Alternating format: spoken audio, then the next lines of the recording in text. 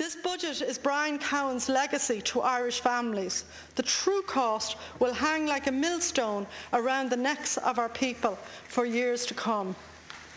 And, you know, I heard the Minister talking about international events as though we had known that Brian Cowen was the culprit, was simply the victim of international events, rather than very culpable in relation to things like our own property bubble.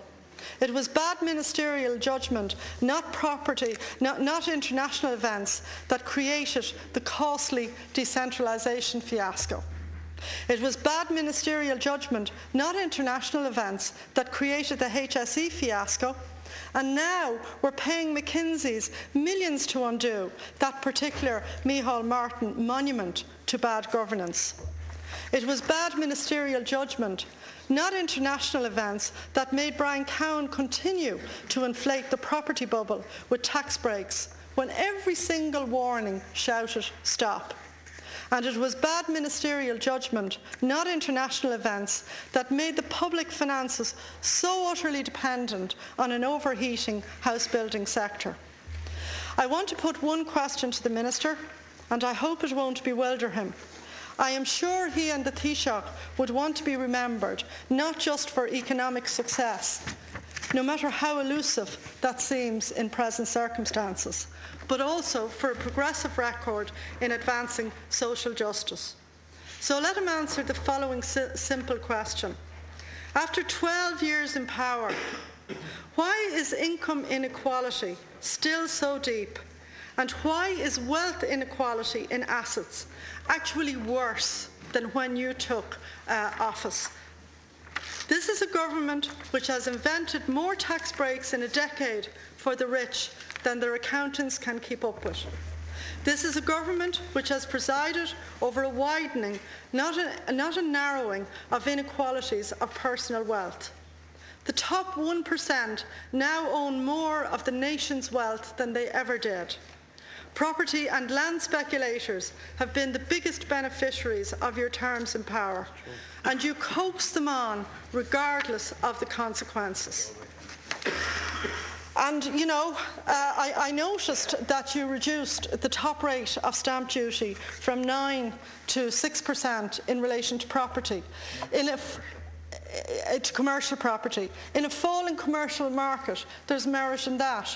But I mean, why not have paid some attention at the same time to the young couple basically stuck in their first house who can't afford to trade up?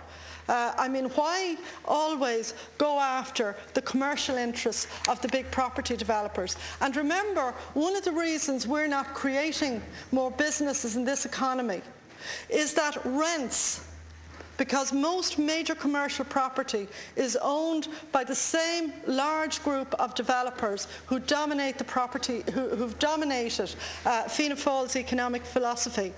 And their rents are astronomical. There's nothing in this to insist that property developers start getting rents down so that young people who want to start businesses can afford can pay a reasonable rent that's affordable. I want to talk about the situation in relation to the banks. The Minister referred to it at the very beginning. Well, Minister, to recall a phrase by a colleague of yours, I nearly said former, Boston and Berlin now have one thing in common. They're both nationalising or part nationalising their banks. It appears inevitable that this government will have to provide some mechanism for allowing banks and financial firms to recapitalise. If this is to be done, it must be on one clear proviso. The government and the people of Ireland will support decisions made by the government to salvage the principal elements of the banking system. But the government and taxpayers must get what people who provide capital are entitled to: a share in ownership, so that all the gains of a successful rescue plan don't go to the people who made the mess in the first place, but back to the taxpayers who made very significant sacrifices to calm the situation down and rescue it. The banks have to be made fit for purpose, but in banking we have to go back to basics. The reformed financial system, built by the government and paid for by the taxpayer, it needs a back-to-basics approach. In the US, they call it plain vanilla finance. The banking system should be restored to its traditional role of supplying credit to the real economy with as few complications or fancy products as possible.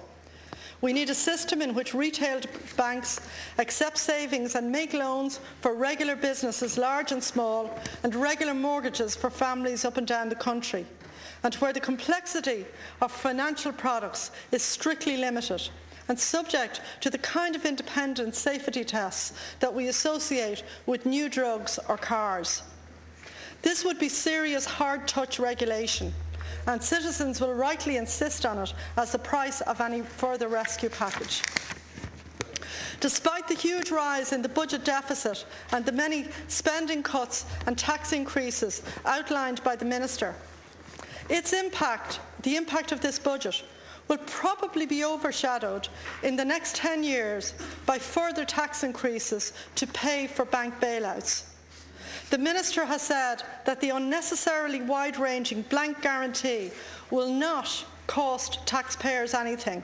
He is wrong, and taxpayers will pay the price for his and Brian Cowen's misjudgments. I want to also mention as well, Minister, that as you were talking today, I just thought that as we're back to an era, the budget brings many unhappy memories of an era that we hoped would never return. One nasty feature of that era that we only discovered years later through the tribunals was the hidden offshore accounts. Remember Ansbacher man and his arrogant determination that taxes and sacrifices were for the little people only, while he and his friends lived in splendid luxury as their fellow citizens endured job losses, high taxes and emigration. What measures does this budget have to share the burdens of today? I see very few.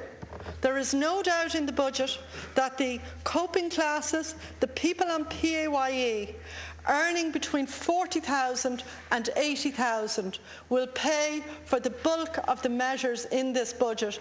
They will bear the brunt of the levies, they will bear the brunt of the cutbacks, and when they go to an A&E, that cost will rise from 66 to €100. They will pay and pay and pay. And why then are we not sharing any burdens in the budget? We tolerate the tax exiles who still dominate many sectors of the economy while refusing to contribute their share.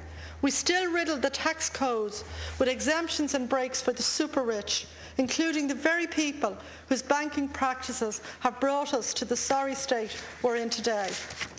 Most citizens here today and listening in today have braced themselves for sacrifices. I'm not at all sure that feeling is shared by our local masters of the universe, who blindly demand cuts in public services to facilitate their unlimited greed and avarice. I wonder if that banker who vented his desire to see the scale of cutbacks just after he'd been bailed out, I suppose he'll give this budget top marks. You know, he won't suffer, but lots of the people that he recommended suffering for will indeed. I wish I was more confident than the Minister that the Minister had some of these people in his sights today. All the talk of burden sharing is shallow unless people see clear evidence of it, but there is precious little evidence of it in today's, in today's budget. The present crisis bears the fingerprints of the extreme free market advocates who've dominated economic thought for 2 decades now.